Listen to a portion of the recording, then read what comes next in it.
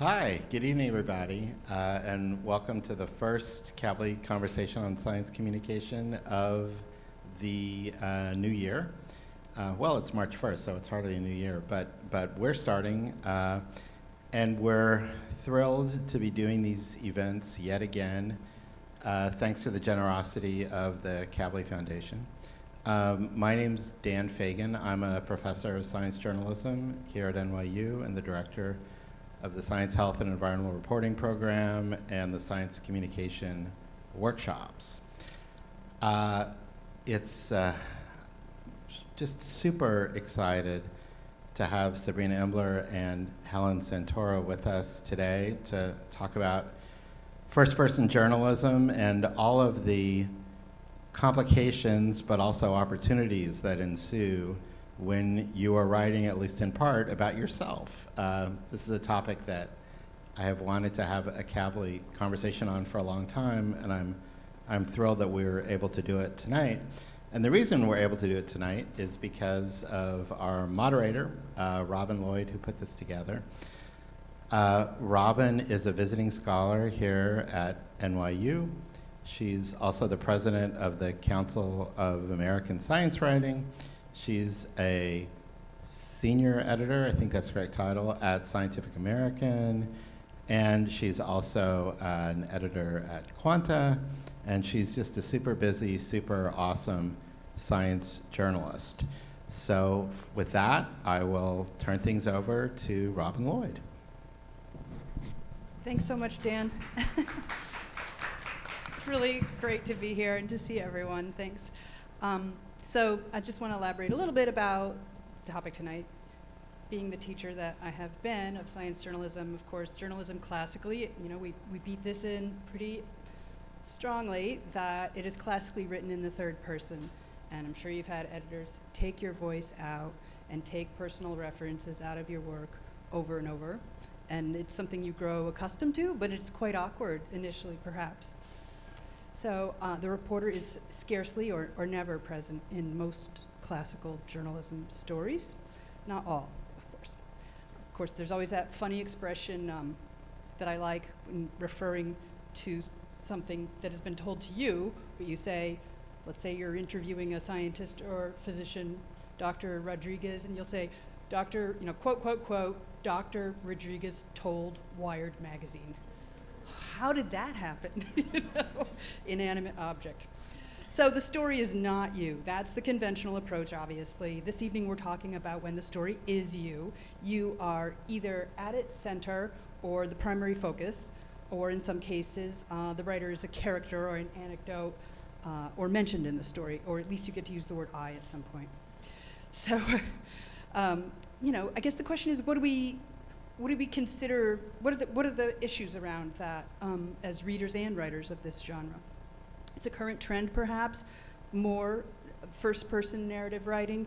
I never believed that trends are the first time something like this has happened, so it'd be interesting to think about the history of this. But tonight, for our discussion, we've got a very, very accomplished journalist with us, Sabrina Imbler, whose first-person narrative book, How Far the Light Reaches, A Life in 10 Sea Creatures, published in December by Little Brown. Imbler's also a staff writer at Defector, an employee-owned sports and culture website where they cover creatures, some of which are first-person pieces also, as well as the book. Our guest, Helen Santoro, also super excited to have you here, as a science journalist who writes about the brain, health disparities, her own brain, health disparities and policies, and the LGBTQ community, particularly healthcare discrimination against marginalized groups, including transgender and queer people. Last fall, she wrote a piece about her own brain in the New York Times and how she became a longtime research subject due to being born without a left temporal lobe. This is an area of the brain involved in language.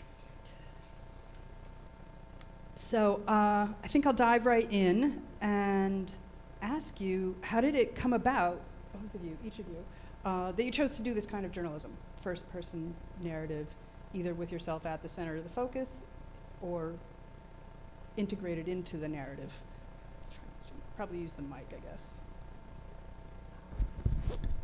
Sure, yeah. Can everyone hear me okay?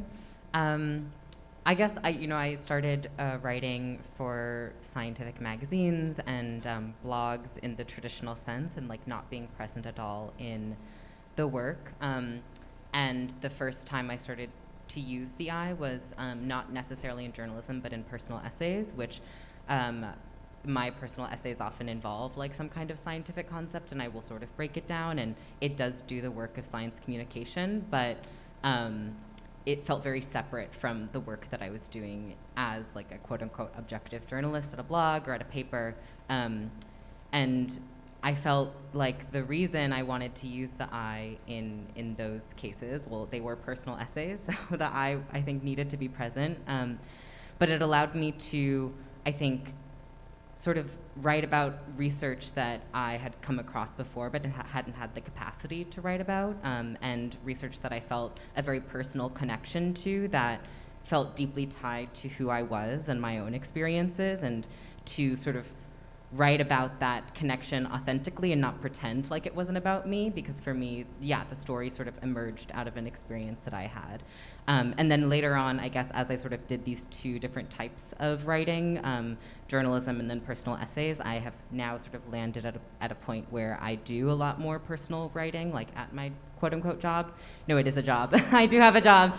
But I do write from the I, and I write about my personal experiences at work. And oftentimes that I is very different from how it's operating in like a memoir, where sort of I am at the heart of the story, and now I do a lot more writing where, yeah, I'm a character, or I'm a scene, or sort of I open it with an anecdote, and then it sort of, goes more into research that's not about me.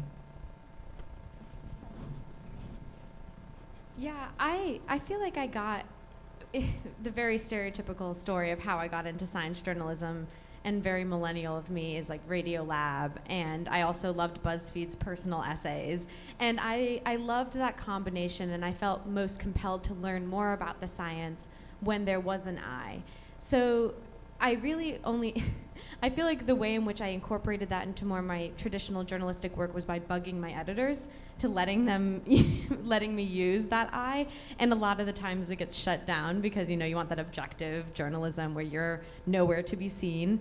But I think it just so happened that I had some interesting stories to tell that could really help readers better understand a difficult scientific concept.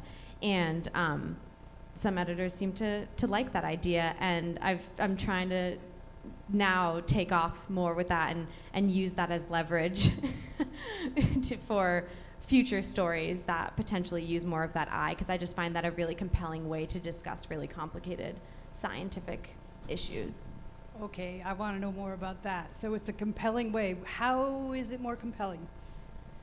Yeah, well, so from my own personal experience, the New York Times story is about the complicatedness of the brain, neuroplasticity, the fact that I'm missing my left temporal lobe, which is supposed to be involved in language, and look, I'm speaking and writing, and how did that happen?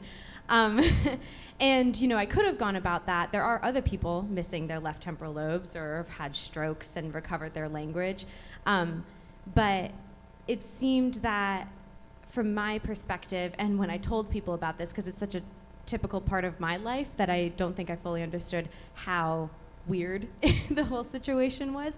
But when I started telling the story through my first person perspective, I realized how much my friends, colleagues wanted to learn more about the science. And those little parts of the story, like I didn't really care that I was missing part of my brain because I had cross-country practice and crushes and other things in high school, and maybe the reader can relate to that a little bit more, so that they want to dive into the science with me, and not making it this scientific neuroscience thing that's this ivory tower of academia. It's something that affects our lives, and something that more people, I believe it opens up the door to this of science to more people, and if that answers the question. Oh, perfectly. Sabrina, is that your experience also? Is it? Yeah, I'll let you. Oh yeah, I was just gonna say, and it would be weird if you wrote a story. It would be weird to me if you wrote a story about people who are missing their left temporal lobe and like didn't make that personal connection, because I feel like I would want to know that as a reader. And I feel like, yeah, we all have biases that drive us to write certain stories, and I feel like using the I as a way of being like transparent about, this is my route into the story, like this is why I care, this is my connection. And I guess the way that I use the I is a little bit different from Helen in that I am not an octopus, and I have not met like a Yeti crab by a hydrothermal vent. So it's not like I am uniquely qualified to tell their story, but I think I've always thought about the way that I use the I in my memoir and in my essays is sort of as a route toward care to try to get people who maybe wouldn't otherwise be interested in an octopus or, I mean, okay, that's like not the right example. Like people who wouldn't be interested in an amphipod that rides in a selp to, use my own experiences as like a human, which is a relatable experience to many in this room, to sort of bridge that gap between the human and the non-human, using my care and my life sort of as that route in. Okay, to sort of force the question then, have we been failing to connect with our audiences because we haven't been doing enough of this first-person journalism? Or, I mean, I'm forcing a binary, but can we kind of break that apart? Do we need both? I wouldn't say we've been failing, but I definitely think, especially in light of recent events, there is this misinformation around science, this idea that only certain elite understand and know science. And I do think that by, I'm just as much of a fan as the next person of a cool study comes out, let's write a quick story on it, because there's some really cool studies coming out. But that still, I think, is maybe appealing to a pretty niche group of people who are reading magazines about cool new studies, whereas, like Sabrina said, everyone has the human experience. So I do get the sense that including that human experience, that I in the story, might make it more appealing to a wider audience. But that isn't to say that not doing that is failing. Yeah, I would say that I agree. I don't think that every story should have the I necessarily. Like, I think it's up to the journalist. And I guess, like, when I, as someone who writes about creatures, I write a lot of study stories, and I don't belong in many of those stories. Like, if I'm writing about a paper that just came out, about this paper that I recently covered about, like, sharpshooters, which are a kind of bug, like a true bug in Hemiptera, I'm not using bug incorrectly, how they pee constantly and they form these balls of pee on their anal styli, and they flick those balls away. Just constantly, because they drink xylem, and so they just need to be constantly drinking, and they're constantly peeing. And this is like about research that just came out about these bugs, and I don't have a relationship to them. Like, I think pee is cool, I think bugs are cool, but I'm not going to like make that story about myself, because that would feel like unfair to these researchers who have done all this work, that have introduced me to this creature in this case. So I don't feel like, I should be present there. But then there are other stories, right, where if I'm writing about an insect in my home that I encounter all the time, like, maybe that's a route in. Like, I wrote this story about house centipedes, which are the sort of arthropods that look really like eyelashes, like two false eyelashes stuck together that skitter around, and like lots of people hate them. And so I feel like to just write that story without including sort of like why I feel connected to this creature, who's going to click on that? If you're already grossed out by them, you're not going to click on them. And so if I sort of include my own anecdote where I talk about my relationship with them, or like my own bias, I feel like that's sort of a route in. And so I feel like, it's not really answering, I mean, I guess it's, against the binary, but it really is a case-by-case scenario, and I feel like there can be equally good stories, right, that use the I and don't use the I about the same subjects. But right now there is a preponderance of still third-person writing, so I guess, do we want to be pushing for more first-person writing is one question I have, and have you done that? Personally, I would love to see more first-person writing for more marginalized communities. I think, I won't say all, but most of science, most of journalism is based on a very specific white viewpoint. And so I would love to see more personal narratives from marginalized communities weaved into stories. But I think there's other ways to do that as well. Of course, you can have a character-driven feature that isn't about you, and you're including someone else's voice, and that can still sort of serve that same purpose. But I personally would love to see more Indigenous, queer, Black writers having first-person narratives. And My editors may say that I'm pushing for it, but I try not to be so obvious all the time. And Sabrina, Defector, or maybe some of your other workplaces, have you advocated for more first-person writing, and how's that gone? And has that been an individual thing, or thinking, about the genre in general? Yeah, I mean, I really echo. I agree with everything you said, Helen. And my current job is a bit of an anomaly because people can write for Defector and be like, I saw a bat, and like that's a story, and the bar for what is a story is different. But I guess to use an example, when I was at the New York Times, I was writing a couple of stories about trans youth access to healthcare, and for one of those stories, I went to Arkansas to talk with several trans teenagers who were involved, some of whom were involved in the ACLU lawsuit against this attempted ban of their healthcare, and I had a very clear reason as to like why I wanted to pursue that line of coverage, like as a trans person. And it was interesting because when I was reporting this story for the Times, I was also trying to get on hormones, and I was having a really hard time getting like prior authorization, and like testosterone is a controlled substance. So I was like having my own little like, why is this so hard? Like I'm an adult living in New York City, like I have all this access to like the best healthcare for like the best trans healthcare like in the city, and I'm having this really hard time, and I'm trying to write this story about how hard it is for trans youth like to access any form of transition care. And so I went to Arkansas. I was like having this really emotional experience, and I went into this family's home to meet their kids, and they opened the door, and this like child answered the door and was like, hi, like it's nice to meet you, like what are your pronouns? And I was like, the 7-year-old kid just like asked me my pronouns, and like I just been in Arkansas, I had like been in various spaces where I was like, I don't feel safe being who I am and like being transparent about who I am. And it was just such a transformative moment for me, and felt like so indicative of the fact that like this home was a safe space for trans kids, and like validated those identities, and like were really allowing their children like to choose who they want to be and like live as they were. And I wanted to include that in the story, just like an aside of like, oh, like one of the members of this family, like a young person, like asked me my pronouns, and I was roundly rebuffed, and that was taken out of the story. And like I don't think it made the story bad necessarily, but I don't know, I think it could have done a lot to both build like trust in any readers of this story to know like who I am and like where I'm coming from. Like I think a lot about journalism that is written about communities and journalism that is written for communities. And like as a trans person, when I read stories about trans people, I'm like, I want to know who these reporters are and like how they're coming at this topic and like what connection they have.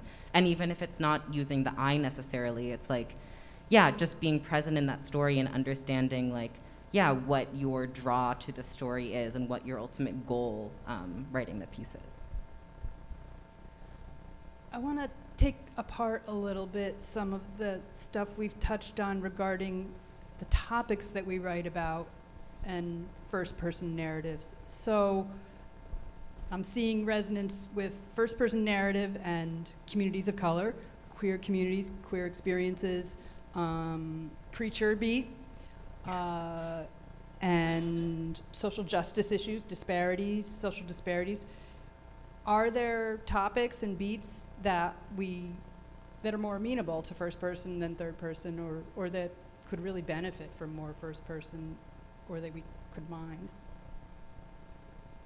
That's a really good question, and I'm just I'm thinking of I'm on the board of the Science Writers of the Rocky Mountains, and Alex Wheatsey, who's been a writer at Nature for forever and writes about astronomy. And of course, the first thing that came to my head was, I don't know if you could really do first-person astronomy. And she'd probably be like, what are you talking about? I could make that work. So a lot of this is coming from my own biases of the kind of stuff that I cover, which tends to be more, like healthcare, things that are directly impacting people's lives on the daily.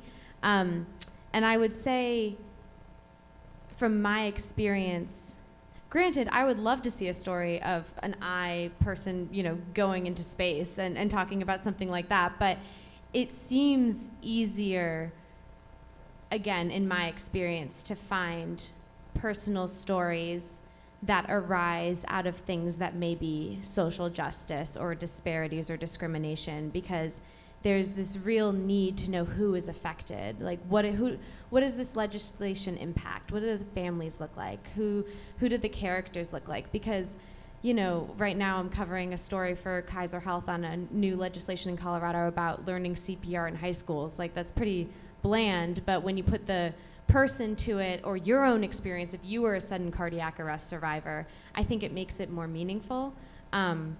But again, I don't think that's to say that there's a hard line in terms of what type of science journalism can do the first person versus others.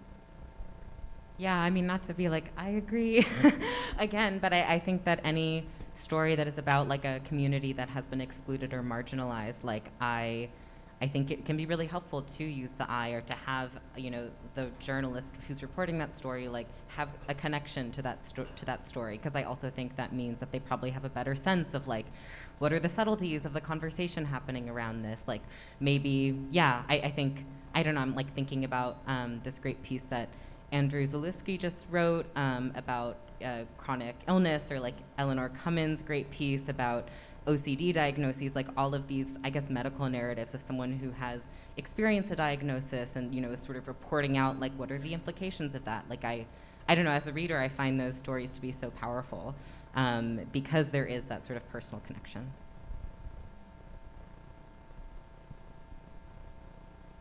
With your book, did you know, what kind of a negotiation was there perhaps with your editor in terms of your integrating your first person experience with the animal science, the Yeti crab, et cetera?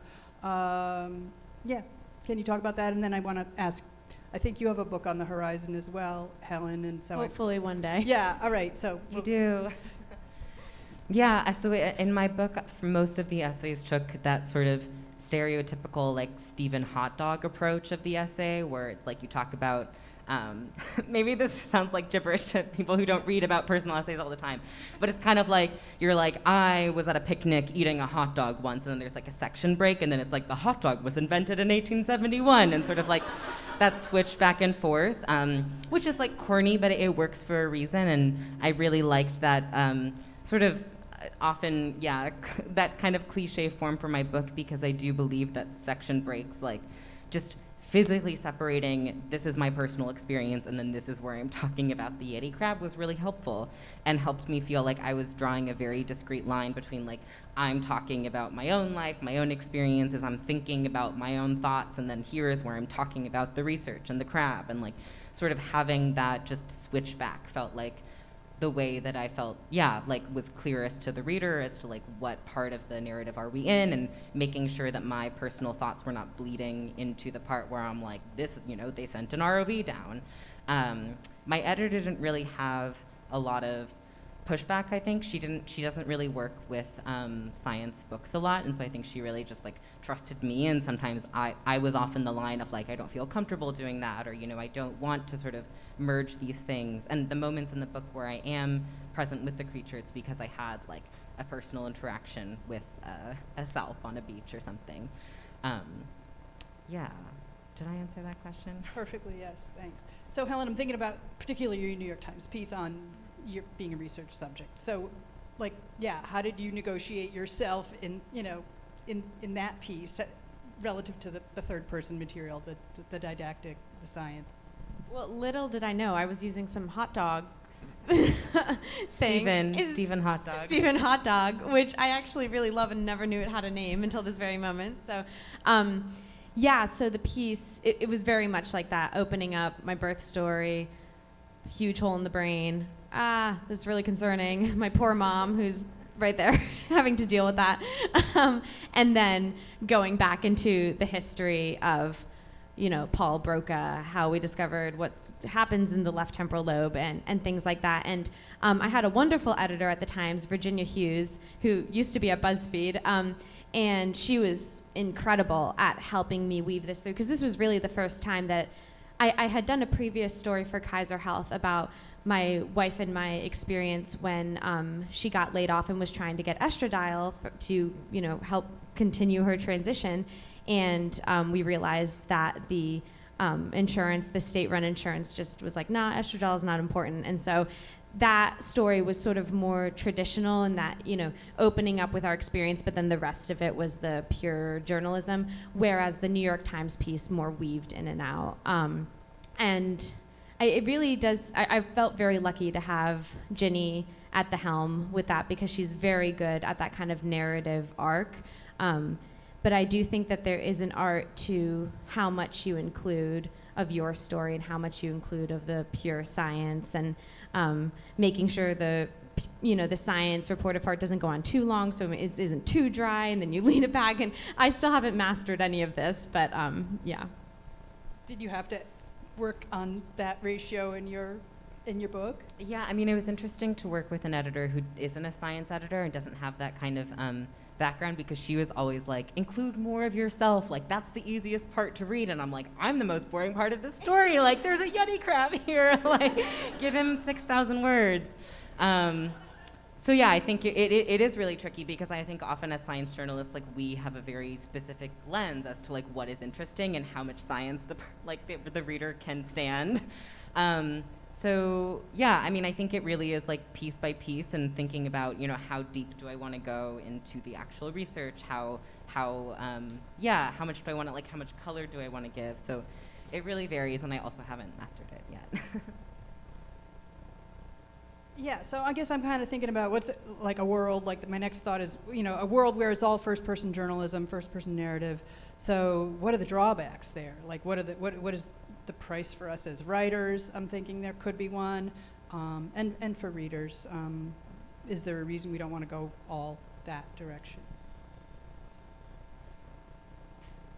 There may not be. Well, it's hard because I don't think I fully recognized until after the New York Times piece came out how much of an impact it was going to have. I had so many people reaching out, sharing similar stories, so many people who were asking me, oh, can you put me in touch with someone at NYU or MIT to help my child? And that's really emotionally draining. That's hard. You want to help everyone, but it's not necessarily your job to be doing that. So I think there is a balance there with exposing yourself.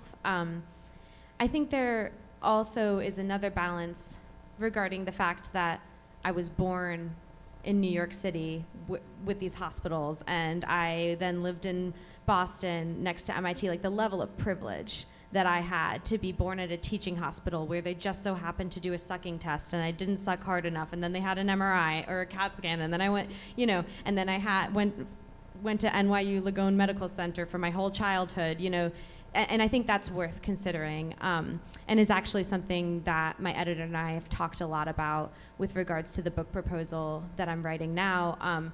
Just really recognizing that privilege, recognizing ableism, recognizing different parts that you have just by virtue of being yourself, and that therefore impact the story you're telling. And just being very conscientious of that.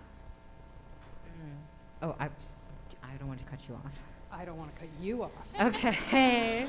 Well, I was just going to say I really don't think that every story should be a personal story. I think that the I does not belong in a lot of pieces, and it would be great in a perfect world where every newsroom had such a diverse workplace where someone had a connection, where there were communities who could report on their own communities. But the reality is that's not nowhere close to being true.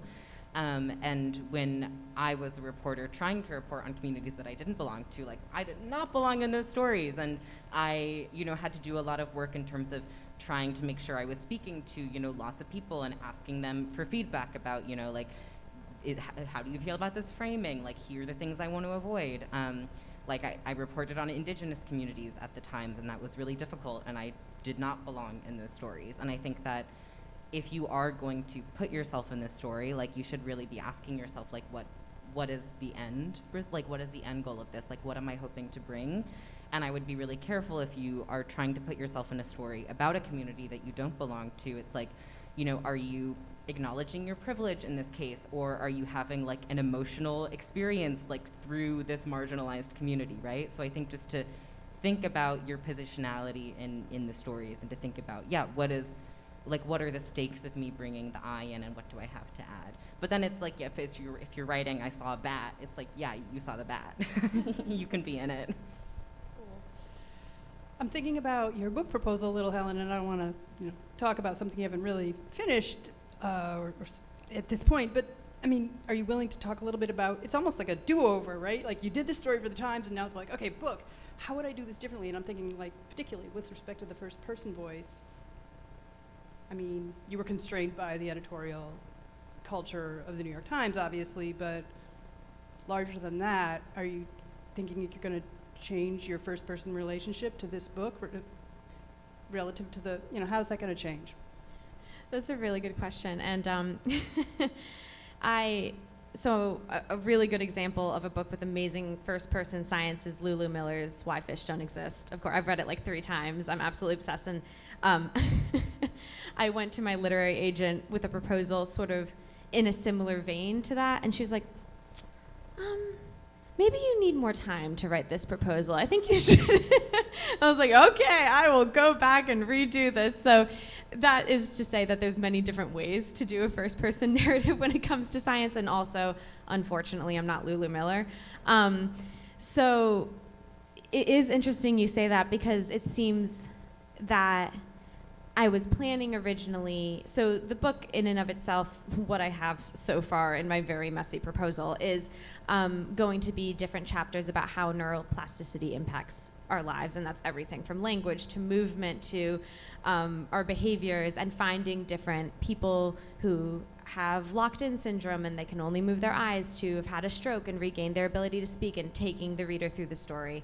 So basically just long features, at least that's how I'm trying to think of it, long features in each chapter with my story sort of woven in. And it's really hard, very similar to what you were saying, when is it appropriate for me to step in? Because the New York Times story was very clearly about my experience. And then it's, the history and the science section explaining what's going on in my brain, and then the classic looping back to my experience at the end and the kicker. And it's hard to know when the story starts off with you, how much to integrate yourself, because you want the reader to remember that you're there, but you don't want to take over other people's experiences. So I'm very much still on the learning curve with that. And Sabrina, if you have any advice, please let me know. This isn't related to I think what you were saying, but I just thought of it and I don't want to forget it. But I was just thinking about, I feel like there is this trope of using the first person, like in long magazine features, where they are about stories that like don't involve you, where, I'm in a jungle and I'm looking at a parakeet and it's the last one in this like acre of land. And that feels like very acceptable, like you're there, you're observing what's around you, you're describing the faces of the scientists, which I always think is weird. But that feels like a very like accepted, like that's okay, you're there, you're allowed to like be candid about your experiences. But that also feels like it's a kind of first-person journalism that is so inaccessible to emerging journalists or people who are not like traveling places and sort of given that like, I'm on the ground, like here's how I can insert that I. And so I guess I think a lot about the way that I use my I in memoir or also in journalism as a way of like, well, Defector is a blog, they're not paying me to go to the Serengeti, but like how can I find those connections with the creatures that I'm writing about, like maybe virtually or maybe just like through some kind of thought connection that's not just like me being on the ground observing. Yeah, Dan. I thought I would, just to encourage other people to ask questions, I'll do my usual, asking the first question. It's interesting that you brought that up, Sabrina, because I was just thinking about this problem of I'm the journalist, I get to do this, and you don't. Because one of the ways that I've often thought about this is, wow, it is a privilege to be able to do these things and go to the Serengeti. So I want to bring the reader with me. And I'm always telling the students, bring the reader with you. You had an adventure, bring the reader with you.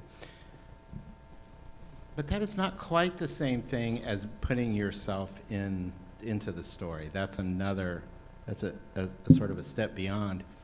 And one of the things that I'm often thinking about when I'm deciding whether to put myself in the story is not just about sort of appropriating someone else's story, like like you all were saying. But also, am I just ego tripping here? You know, am I just being sort of exhibitionistic?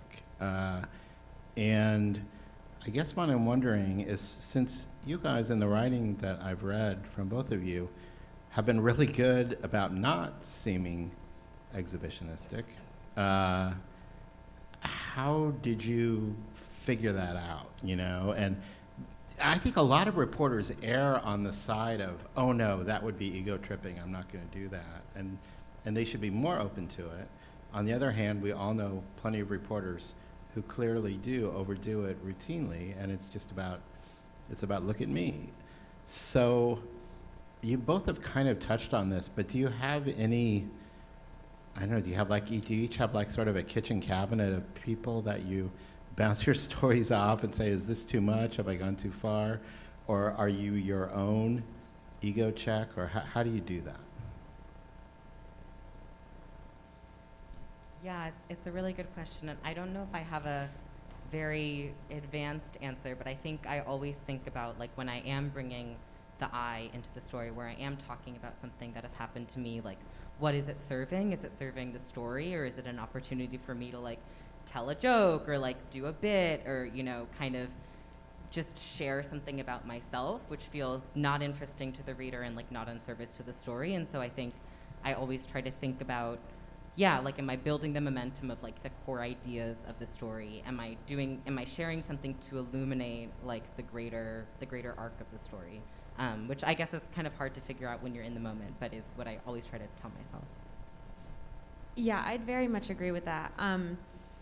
'Cause just like any character, at least this is how I view it, just like any character you bring into the story, there's a greater purpose, and you're trying to reach a goal with your article, your feature, your book, to explain something and show something to the reader. And there's going to be many people walking, just like in regular reporting, you're out in the field and there's 20 people there at some event. You're not going to include every single one of them. You're including the ones who you focus in on, who are pushing the story forward. And just because it's you doesn't mean it's not the same sort of thought process.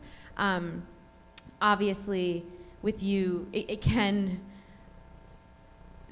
I was going to say spiral out of control, but that's a little that's a little depressing. It's easier to include a little bit too much because it's your life or a partner's life or someone who's really close to you. But I think I view it in the same vein as I would the main character in the lead of, you know, some feature. You're there for a greater purpose. You're not just there to only tell your story. Yeah, you're a writer. You can handle this. Nice. Is there another question? Hi there. My name is Timmy. I just want to thank you guys for coming. I had a question about how do you do research on yourself?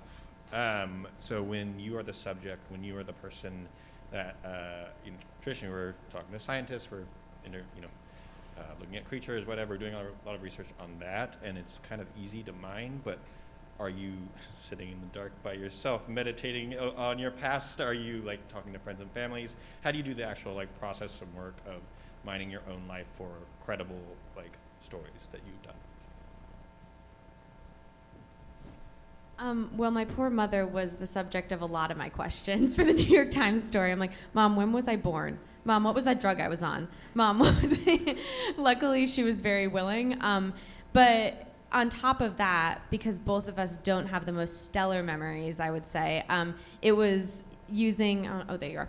It was using a lot of the same techniques that I would for any subject, trying to find documents that would back up my reporting, trying to check in with the doctors that I saw growing up, and so on and so forth, the tools that you're already using. Because, yeah, again, I think it is easy to be like, oh, yeah, that's how it was. And granted, it's not like the likelihood that someone's going to read your story and be like, you didn't go to your grandma's house that summer. It was the next one. The chances of someone knowing that is going to be very slim, but you want to be factual just because you're a journalist and it's good to be factual at all times. So, yeah, talking to a lot of family members, a lot of friends, and trying to find documental proof as much as I possibly could. Yeah, I mean, I think you said it perfectly, but yeah, a lot of texting people who you shared that experience with to be like, what do you remember about like the time we saw someone use a slur on a Neopets forum? Like, what was your personal experience of that? That's a text conversation I had for my book, because I was like, I remember like seeing that, like, let me ask Saya, and Saya was like, oh yeah, and then like, yeah, obviously we both have our own sort of like biased and incomplete memories of that event, but it just like, you know, and reporting any story, it's just like talking to as many people who touched that moment, who were there, to sort of come closer to the truth. And it really did make me jealous of everyone who like keeps a journal. And I think if you are someone who, yeah, anticipates like writing a lot about yourself, like it is a good habit to keep a journal or take some kind of note of like your day. Tatum. Hello, my name's Tatum, and I often write about wildlife, so I had a question for Sabrina. And I was curious, since you often write about creatures and animals in ways that are very funny or emotionally resonant, I was curious how you think about anthropomorphism, or like assigning kind of human values to an animal, and avoiding putting too much human onto an animal or too much vice versa. Any like ways that you think about that? I'd be very curious. Thank you. Yeah, it's a great question. Thank you. I mean, I was recently on this panel at NASW where we talked about this. And David Quammen was like, anthropomorphism is like very helpful. And I was like, okay, if he said it, like, okay, then I can also believe that. And I think it really depends, right? Like, if I'm writing a story about a whale and, you know, of the whale mother who is grieving, like that is such a, like that's just writing about grief that is so recognizable to us as humans, and to shy away from calling that grief or from calling that mourning like feels false, and sort of like, you know, not dehumanizing isn't the right word, but sort of like objectifying the animal and like denying that animal their internal experience.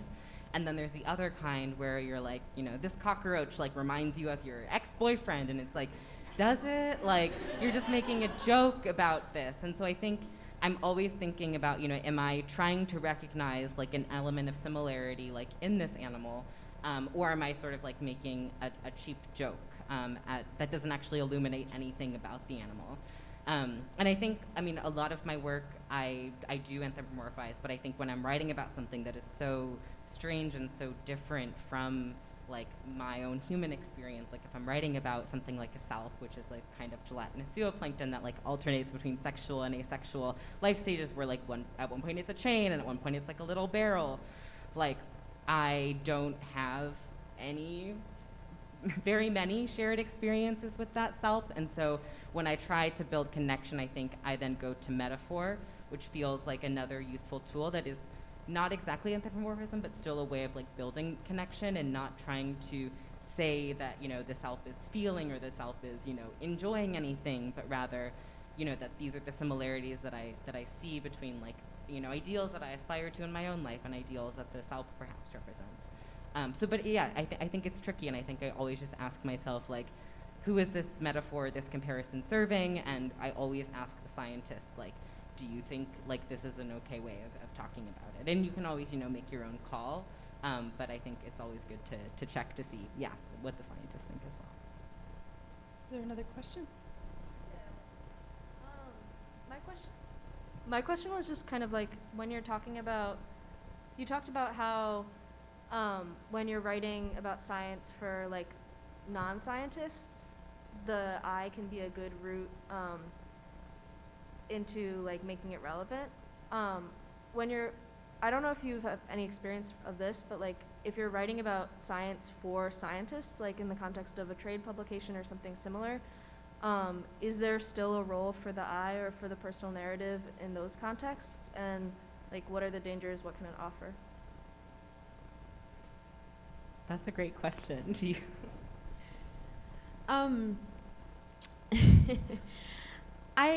I get the sense, so I do write for some science associations and then like university medicine communication teams as well in my freelance. And I get the sense that they don't really like the I. They're very straightforward. You know, these are like academics who probably spend a lot of their time reading like very jargony, niche academic papers. So I have yet to use the I in any of their. That's not to say that that's not that you can't. You know, I think just like anyone, someone reading a trade publication or something a little more just very scientific would be very interested in, say, if you were actually like the person doing the research out in the field and explaining those details. I've just not, they tend to, in my experience, those kind of publications tend to have a very strict kind of way about them, that they aren't very willing to negotiate. But granted, I guess there could be a trade publication where you're giving a review on something, on some scientific thing, and you're using it, so you could use the I there. But yeah, what do you think?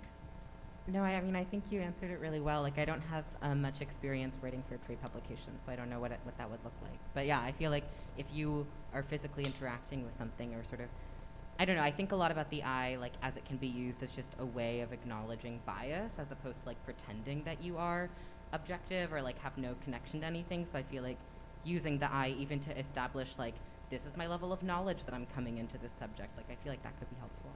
Yeah, and it's actually a really deep question. I'm really bouncing off that in my head. And one of the things that's occurring to me is, trade pubs, which I've done a fair amount of work for, or hybrid pubs like Scientific American.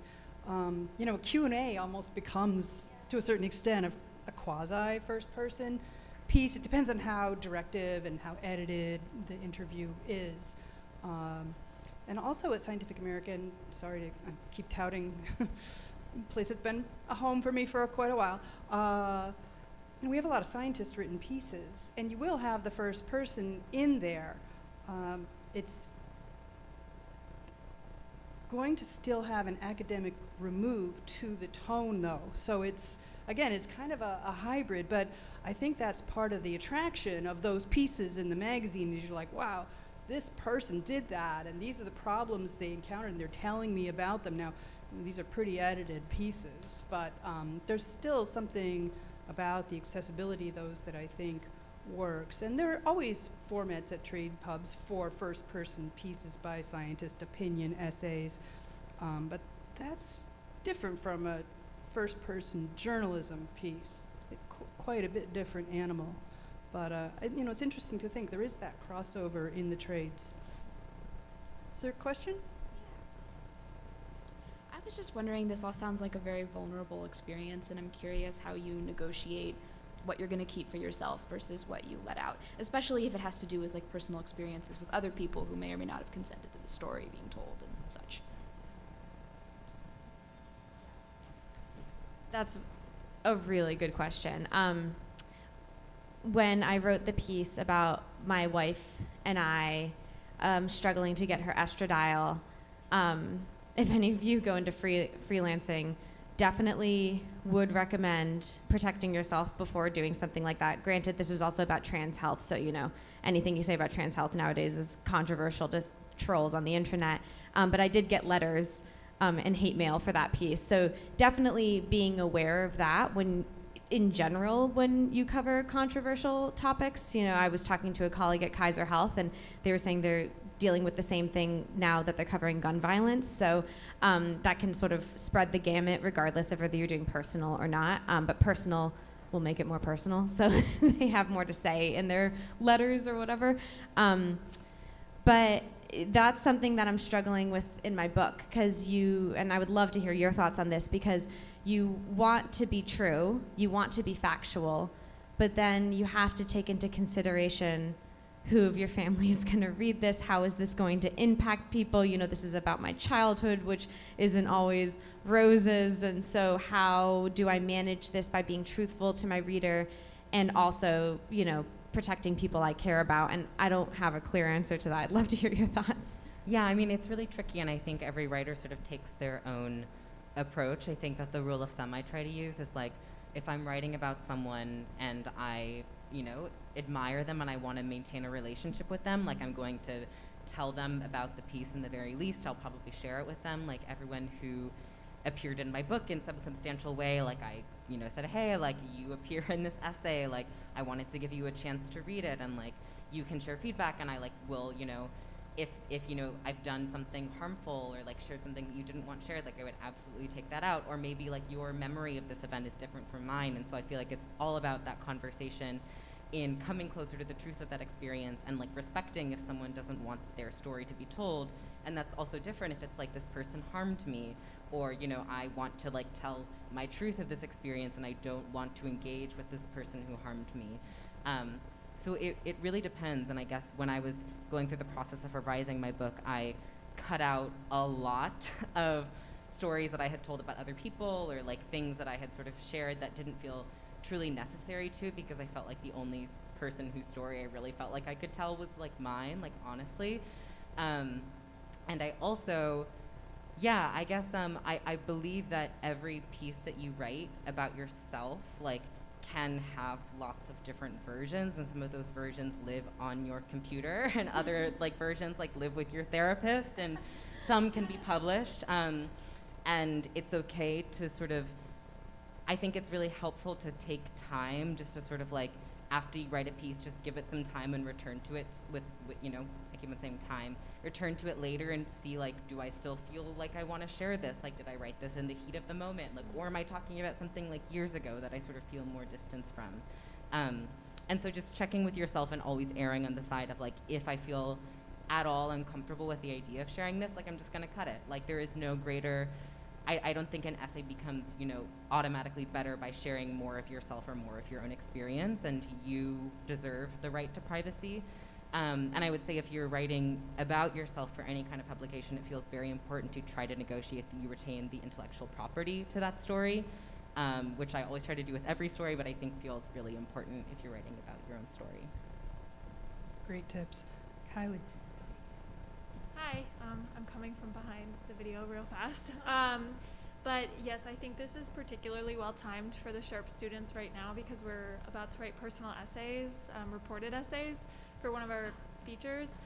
And my question is about process. So like when you've decided you're going to be in the story and you want to balance it with the science, how do you strike that balance? And like, what is the chronology kind of? So like you're not being influenced by the science reporting that you're doing, or maybe you are, and maybe that's part of the story. I feel like it's silly for me to keep saying really good question, but that really is a really good question. I personally sort of just with my personal story, like threw things at the wall and looked at what stuck, and that was the easier part because it's my life. I don't have to, you know, necessarily talk to 5 people about what happened at the MRI that I was at, so it's just easier in that sense. You don't need like an expert on what Helen Santoro was feeling that day. But I did try to separate it in terms of my mindset. I don't really recall. I'm trying to think of the New York Times story doing. There probably was a day, but I feel like most of my days were either personal or like reported science, because in my mind it is, even the flow of my writing is different. It just feels different when I'm writing about myself and the emotions of discovering this massive hole in my brain versus how Paul Broca was, you know, the first person to sort of equate the temporal lobe to language processing. So I did sort of try to segment it, but that's not to say that I just did one first and then followed with all the reporting. It sort of it went back and forth for me, and that seemed to work pretty well for me. But yeah, no, it is a really good question, and I think, I mean, something when I am doing a reported essay where I know that I'll be present in the piece, I always will be upfront with the researchers to be like, hey, like here is like the framing that I'm thinking of. Like it might not be, you know, the final one that I decide on, but I think it shouldn't be a surprise to anyone who thinks that you might be doing like a, you know, a very straightforward reported piece on like house centipedes. And I think, yeah, just to play it by ear, and like if the science like influences, like, you know, if your reporting influences like the way that you approach it or like any ideas that you had, like that feels good and that feels exciting to like let yourself be surprised, and then maybe the I can function in that moment of communicating that surprise or that discovery. Like I think readers love it when the piece changes and shifts, and it isn't like a writer who's been like, and now I'm like unveiling the curtain, but someone being like, I was really surprised to learn this, and like it feels, yeah, more honest. yeah, just to add on that, I love that idea, and of course, why fish don't exist. I know, I'm obsessed. But Lulu Miller did a really good job of that.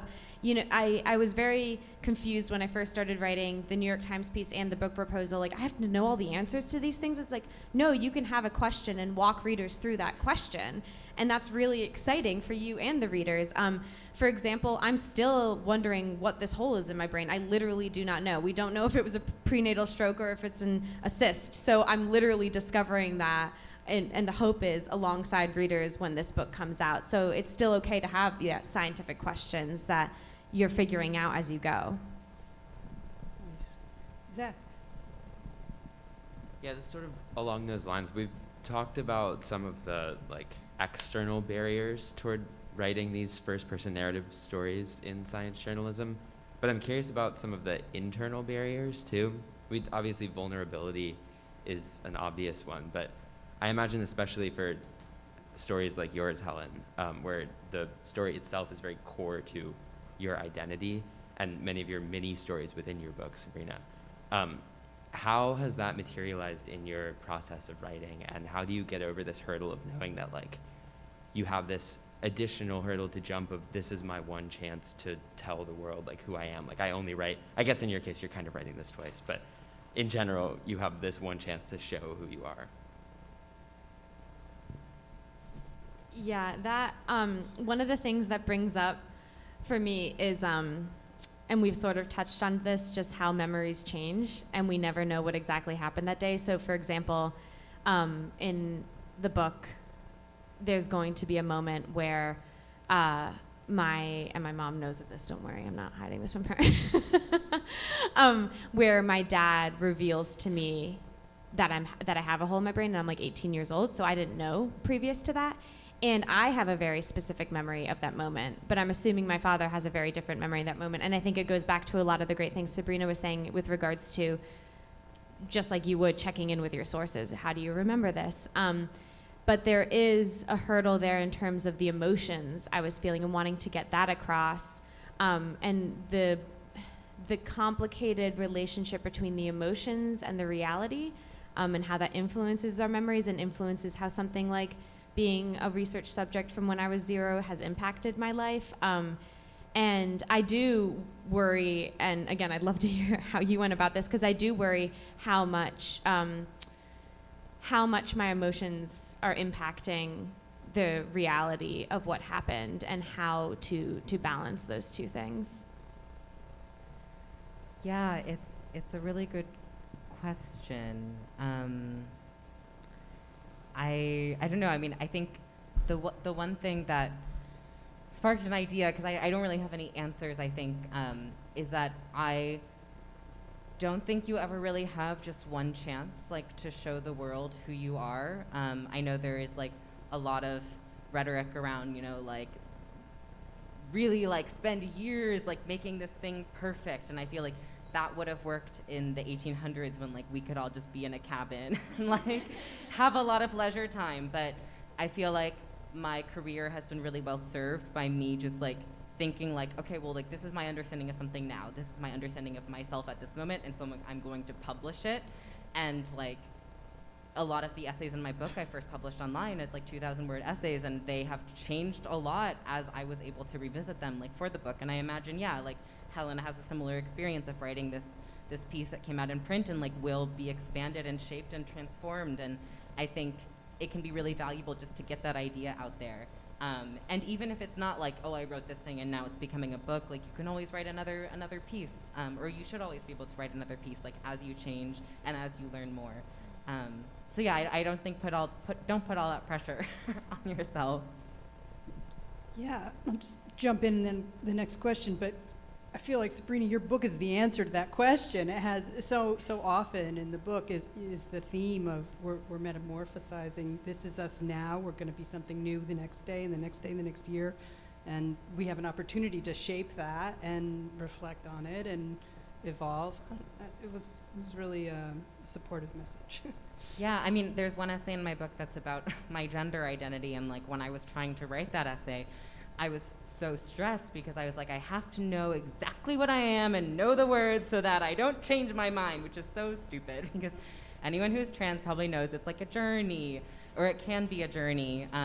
And so as soon as I finished writing this essay, I think it was really helpful to learn about the cuttlefish, which has this ability to jet out a silhouette in ink called a pseudomorph. And I was like, what a perfect metaphor. Like, that's how the cuttlefish looked in that moment. And like, that is a true capturing of like what it was like to be that cuttlefish in a way in that moment. And it is also, it will dissolve and it will change, and the cuttlefish will have another one. And it was okay, I think, and helpful for me to sort of work that impermanence into the piece and be like candid and be like, this is how I'm feeling right now. Like, it's probably gonna change, but like, it's helpful to sort of have these snapshots like along the way.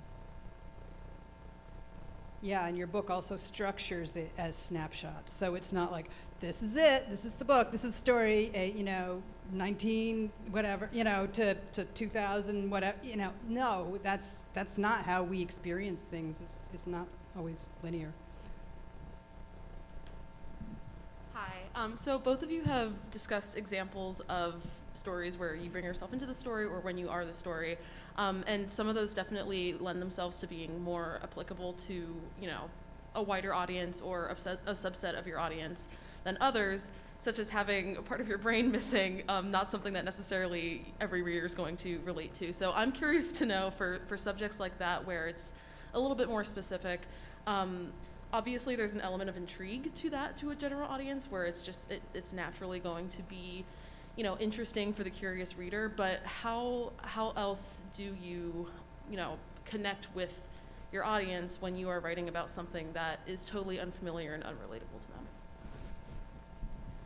I think it's just a lot of the skills that we learn as science journalists. There's so many weird and esoteric studies that we all have covered or are going to cover at one point in our careers, and it's breaking it down to its essence, to the cool part that makes the scientist, get really animated. And I think if you do that properly, any weird science, I am not a fan of physics, never have been, never going to be, but I know that a good science journalist could break down that study in physics to make it as exciting as the brain for me. Or I cover health insurance a lot, love covering health insurance. That is one of the driest topics for most people.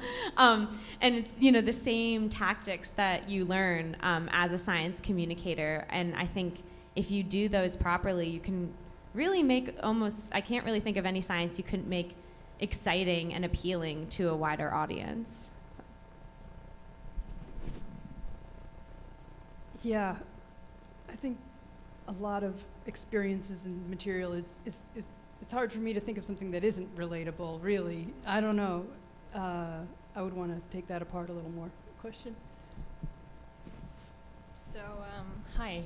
So yesterday I went to a ChatGPT meeting, and I realized that this is progressing much faster than I thought it was, and that it will soon, maybe in a few years, replace a lot of writing and a lot of writers.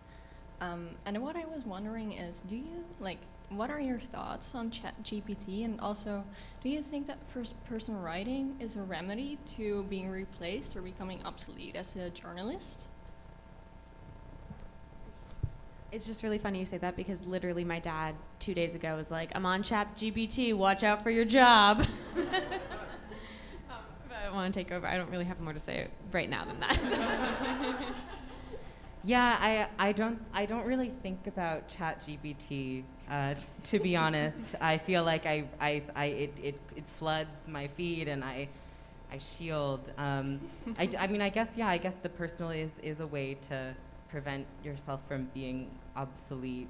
I really don't think, I don't have a lot of evolved thoughts on ChatGPT, I think. I think that this is just like any form of AI. It's always been the fear, but and maybe this is the writer in me, but I don't really worry about it that much. I think that, the personal,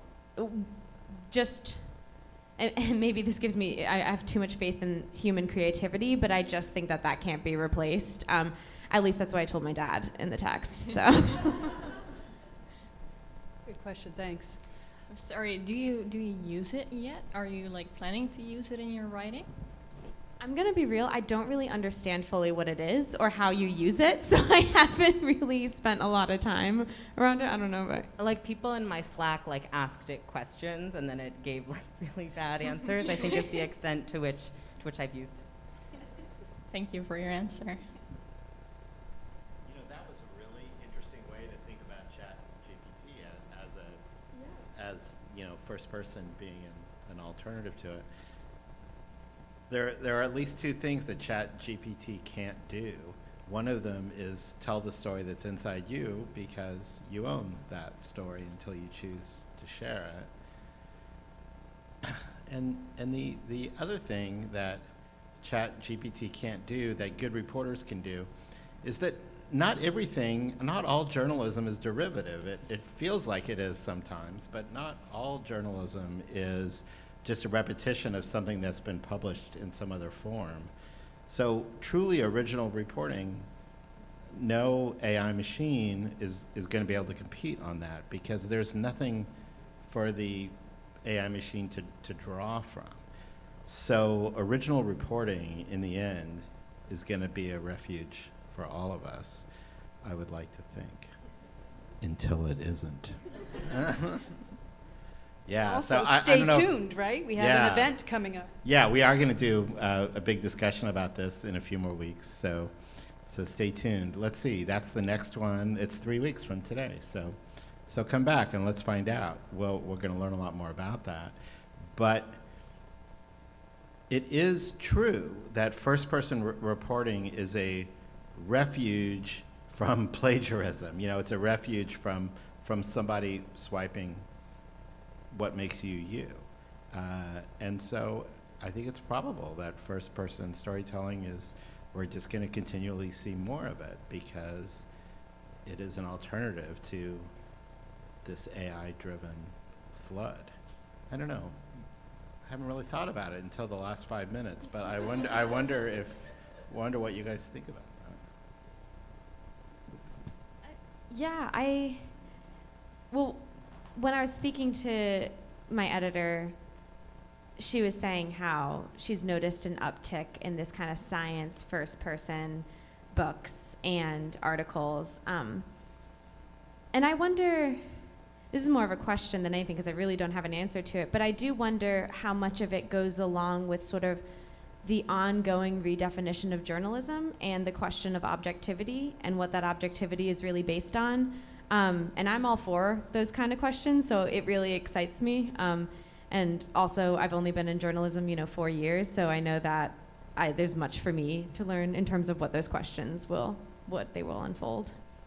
Yeah, no, I agree. They're great questions, and a book that I reread recently amid happenings in the news was Lewis Raven Wallace's The View from Somewhere, which is a really great book about sort of the myth of objectivity in journalism and how good journalism I think allows for the existence of multiple truths, and Lewis Raven Wallace sort of argues against the existence of an objective view that everyone can eventually agree upon. But a line from that book that I really stayed with me was I think about how good journalism is inherently curious and doesn't just answer, but sort of the best journalism will teach the reader how to be more curious and how to be more rigorous in how they interpret news. And I guess I don't know if ChatGPT can do that. Maybe at some point, but yeah.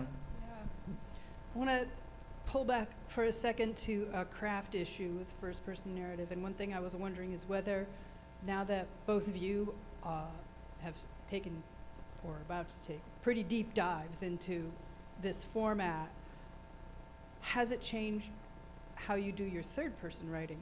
The times, we all evolve as writers. Has that experience, or is that experience changing how you do that writing where you're not directly present? I've never been a fan of the quick turnaround stories, but I think my experience with first person has made me just less of a fan of that because I can't include any characters in it and it's very to the point.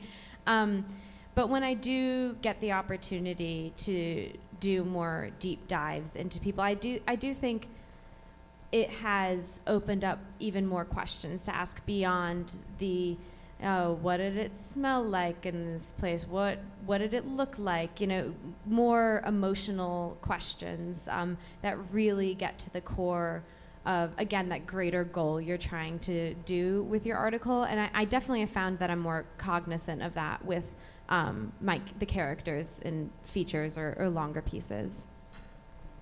No, that's a really great answer. I mean, I think maybe I said this before, maybe I just thought it. But I think with first-person journalism, where you are often so explicit about your connection to the story or your connection to the idea or the creature or the subject or whatever, I think it really has taught me to always ask myself that question and sort of ask, like, why am I choosing this story? Like, why am I pursuing it? Like, what interests me or what do I think the stakes are? And even if that doesn't come across as, like, you know, me inserting an I believe into the story, I think it does shift, like, who I talk to and sort of the questions that I ask and the frame that I try to approach the story with. And I think it's a good exercise to have of, like, what is my goal? Because we all, as Helen said, like, we all have goals with the stories that we write, and just trying to be more rigorous in my own engagement with my goals and my connections. Nice. And somewhat related, do you find one or the other easier or harder, first person versus third? Again, I think the reporting for first person is easier, but actually knowing that that's going to go out into the universe is harder, which I know we've touched on. You can, again, I'm thinking about a lot of Colorado legislation because I'm writing about that a lot for Kaiser Health News right now.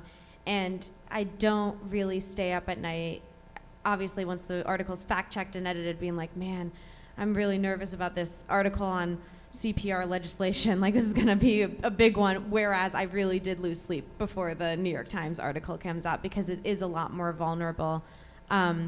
So I think again, it's easier because I tend to get more into a flow when I'm writing about myself. You know, you have those memories and you get really enveloped in them and you're recreating the emotions, and it can be a really beautiful and very emotional process. But for me, it's scarier. The end goal is scarier. Yeah, no, I mean, I definitely think third person is a lot easier. And I think one way, maybe to go back to a question that Dan asked earlier of, like, are you just doing it for exhibitionism or whatever? A really good way to always ask yourself that question is to write a memoir, because you'll be so sick of yourself and so sick of sharing stories from your life that I feel like now whenever I do use the I'm like, I am so bored of myself. I am oversaturated with my own story. So, like, really trying to ask myself, like, do I belong here? Like, what am I bringing to it? Yeah. Nice. I guess I don't want to go too intellectual, so I'm not going to. It just seems like so much of this is about negotiation with our own bodies. I love that phrase I pulled from your book, of course, Sabrina. And, you know, so much of our first-person writing feels like it's always going to boil down to that. But I guess I want to go back to the more inclusive audience question of, you know, tips. Like, if you were going to teach this, or if you were going to give someone, you know, a nice kernel of advice about how to take on a first-person narrative, such as the two pieces of yours, Helen's, that we've been highlighting, and particularly your book, Sabrina, what would that be? Another just great in a question. Sentence. Yeah, I mean, I guess I would first, like, recommend that everyone read A View from Somewhere, or, like, think about, the idea of objectivity. I think, I don't know, I guess with personal essays, it really can just be so natural to sort of, like, write about your own experience, and, like, it feels like that is a sort of separate topic from being, like, from using the like, in a reported story. Yeah, I mean, I think I would say, like, it is really helpful to allow your ideas of the piece and your notion of of your own presence in the piece to evolve as you write it and as you do the reporting, and, like, really let yourself be transformed by the reporting process, and, like, to listen to what I don't know, what you're thinking about and what your sources are telling you. I don't know. Do you have tips? I love the idea of letting it evolve. You know, this idea that you're coming into a first-person narrative knowing all the answers, just like science journalism is, I think, going to actually be quite restrictive. And so, yeah, having that, allowing yourself that sense of unknowing, even though it is about yourself, how you're going to write about it, what parts of your life you're going to include. Those are all questions you can answer during the process. And then just the very classic advice, but genuinely one that has helped me a lot, is reading other books or essays that you aspire to. Just those ones that really combine that personal with H is for Hawk. That was a really great, I read that one a few times. Is a really great other example of, you know, a woman overcoming the tragedy of her dad's death and falconry. And that has, these esteemed writers really nail it, will give you, I think, a lot of inspiration. So.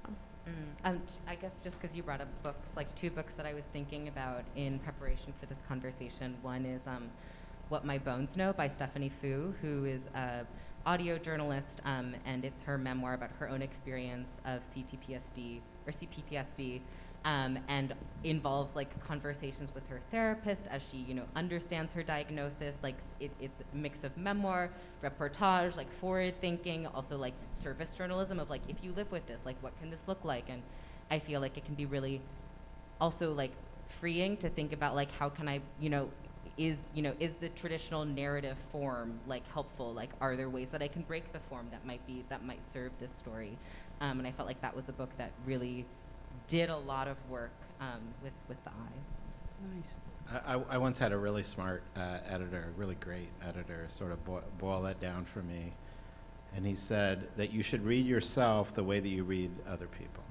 And if you read yourself the way you read other people, you'll try to experience your own work as a reader, which is, of course, impossible to do.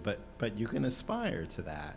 And if you do aspire to that and do it sort of rigorously and consistently, a lot of these problems sort of fall away from your writing, if you can figure out a way to do that. It's worked for me over the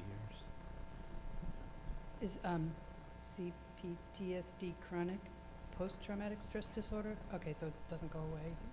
Right, gotcha. Complex. Okay, thanks.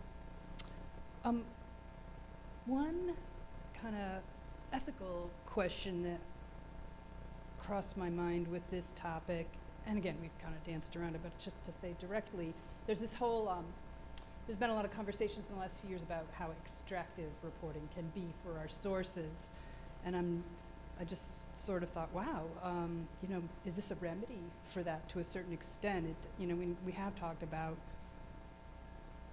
some of the remedies that this approach can provide, and maybe that would be another one of them. What do you think?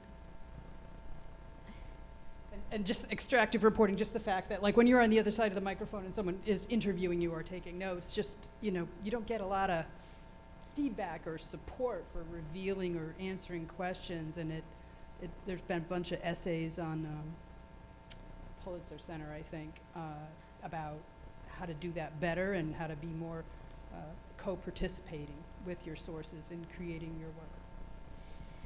Yeah, I was just thinking how great it would be if every big journalist wrote like published one first-person article, and then maybe like had a little more experience having yourself put out there, because it is very easy to hide behind the notepad or the microphone. I do think, I don't think it would necessarily fully remedy it, because again, the likelihood is not every journalist is going to have the experience of writing a first-person book or narrative, but I do think that it could teach journalists about the impact of extracting those answers, the emotional impact it has, the physical impact it has, and that, we call it like parachute journalism, and that's not always the case. Some people are there living in their own town reporting, but even then you're going to talk to one source and then you might never see them again, and that's like, that can be really difficult for that source. So I think again, going back to those questions that you ask yourself, that you would ask yourself if you're writing the story about yourself, and what impact those answers would have on you, I think would be really great questions for journalists to ask themselves. I mean, this question makes me think of a story that used the eye. It's not a science journalism story, but in the wake of the Pulse massacre, Meredith Talusan, a journalist, wrote sort of just a piece with people who were connected with the victims of the shooting, and used the eye as to talk about her experience, like as a trans woman of color connecting with these communities, and was open about the emotional bonds that she formed with her sources for that story. And that felt both like an honest accounting of what that experience was like for both the journalist and the sources, and also I imagine just like led to more authentic conversations like between her and her sources. Yeah, Sabrina, we've talked a little bit with Helen about 4 months, 6 months later, what the aftermath of this quite personal piece has been, focusing on the brain piece in the Times. Have you had, I mean, now you're 2-3 months out, what's the experience like for you having written a piece that has a lot of you in it 3 months later? Yeah, it's a good question. I mean, I'm lucky that I haven't received hate mail that I know of. Or I don't know, I've received like critical mail, but not hate mail. I mean, I think it is strange when you write a memoir, like people will just know very intimate details about your life, and I think will often also assume that they know you because they have read this book, which is like a sliver, of a life in a way. And it can be surprising when people sort of come up to you and reference like certain things from your book or from your life and sort of want you to talk about that, like on Isn't the that spot. tactless, perhaps? Yeah, but I mean, it also like, I guess at some of my book events, like folks have come up and shared their own personal stories, which has been so moving and like makes me feel so happy that like this book has moved people to think about their lives or think about their connections to creatures. But it also, it can be a lot to hold, and there's a lot of responsibility when someone shares that with you that I think I'm still working through, like how to receive those stories and how to acknowledge them, but also, respect my boundaries as a person. So yeah, it can really change the way that people perceive you. And I mean, even in my reporting now, when I'll like email someone to be like, I would like to talk to you about your naked mole rat research, like sometimes like after we've done the interview, they'll be like, I read your book. And I'll be like, oh no. And I guess, I say like, thank you so much. And, it's great that they tend to say it at the end, and it's only happened a couple of times. But yeah, I guess that's a risk that that comes with writing a memoir and also being a journalist. No question, absolutely. So I wonder if either of you has a question. I mean, I've been in this questioner role. Helen, do you have a question about Sabrina regarding her first-person work? And Sabrina, do you have thoughts that I have not gone near, questions for Helen, especially with this book she's developing? I mean, I would just love to be able to steal some of your beautiful ability to weave personal and science. So if you could just answer exactly how you do that in detail, that would be wonderful. It's all Stephen Hot Dog. It's just dressing Stephen Hot Dog in like various guises and wigs, yeah. Oh, that's great. But I mean, I was gonna say, like, I would love to know how you are working through the process of expanding like such a small piece to a sort of a full-length text, and what the challenges are. Yeah. I was actually just chatting with my literary agent not long ago, and thankfully she's very understanding, because I'm like, every time I dive into a new chapter, I'm like, this is going to take me longer than I was expecting. And that's a very common sentence or email that I've been sending to her, which seems to be, from a lot of friends that have written books, like a hopefully common occurrence. But it has been hard because I focused so much on neuroplasticity and language, and now it's like, oh my gosh, I'm talking about movement, I'm talking about neurodivergence, I'm talking about pain and chronic pain, and it's been overwhelming because there's so much science out there. So I'm trying very hard to break it down even further. So for example, in the movement chapter, it's not just movement, it's locked-in syndrome, and what is that? And here are the people who have been affected by that. Here are the people who have overcome that. Surprisingly, a lot of time spent on TikTok finding sources. So that's new. Yeah. So how does that, so that's got to be time consuming. Oh yeah, definitely time consuming. Anytime that I have a free moment from the other work that I'm doing, I'm trying to either schedule, reporting for this book or write a little sample chapter up. But I definitely now understand when I speak to Slack with some colleagues who have done this, they're like, I'm just taking a sabbatical and writing this. Like, I would love to be able to do that. That would be very lovely. I think this has been a wonderful discussion, great questions, and really a privilege and honor to speak with both of you. Thank you so much for sharing tonight. Thanks for the audience questions.